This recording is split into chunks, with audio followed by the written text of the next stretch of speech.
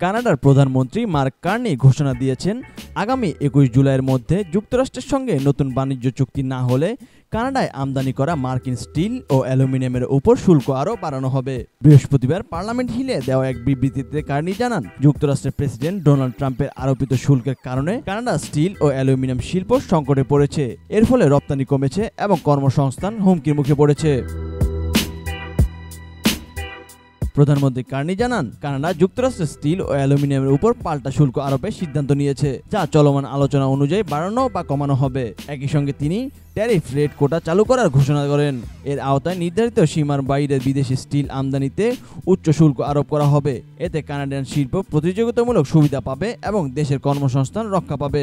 Carney বলেন, আমাদের নিজস্ব শিল্পকে সুরক্ষা দেওয়া এবং অবিচারপূর্ণ মার্কিন শুল্কের বিরুদ্ধে লড়াই করাই এখন প্রধান লক্ষ্য। অ্যালবার্টায় অনুষ্ঠিত G7 সম্মেলনে ট্রাম্প ও কার্নি বৈঠকে দুই পক্ষ আগামী ৩০ দিনের মধ্যে একটি চুক্তিতে পৌঁছানোর কথা জানান।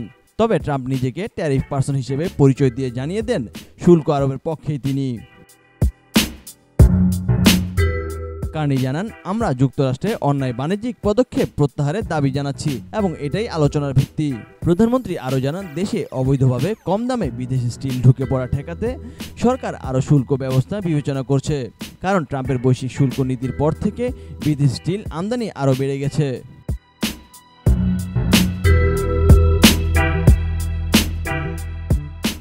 এদিকে স্টিল অ্যালুমিনিয়াম খাতকে চাঙ্গা রাখতে কানাডা সরকার দ্রুত অবকাঠামো ও প্রাকৃতিক সম্পদ খাতে বড় প্রকল্পের অনুমোদন দিতেও বিল পাশের উদ্যোগ নিয়েছে। কার্নি বলেন, আমরা কানাডিয়ানরা নিজেদের জন্য এমন কিছু করতে পারি যা আমেরিকা কখনোই কেড়ে নিতে পারবে না। এই খাতে শ্রমিকরা আমাদের অর্থনীতিকে G7 এর সবচেয়ে শক্তিশালী করতে ভূমিকা রাখবে। কানাডার অ্যালুমিনিয়াম অ্যাসোসিয়েশনের সভাপতি জে সিমার্ট এই উদ্যোগকে ঠিক সময়ে নেওয়া সাহসী পদক্ষেপ বলে উল্লেখ করেন। তিনি বলেন, চুক্তি না হলে দ্রুত পদক্ষেপ নেওয়ার জন্য শিল্পমহল প্রস্তুত।